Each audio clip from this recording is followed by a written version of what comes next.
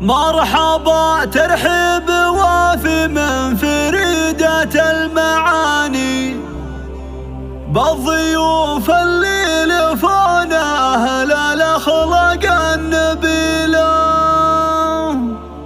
من جزال الشعر أهداها جسي أغلى التهاني للطلب أو في الاستفسار زفاف اللي مقامه في البشر ما في مثيله.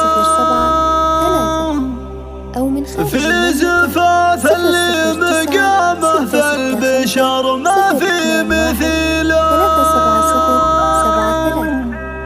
حصريا لدى استوديو طرف العريش. مرحبا ترحيب وافي من فريدة المعاني بالضيوف اللي لفونا أهل الأخلاق النبيلة. من جزال شعري أهداها جسم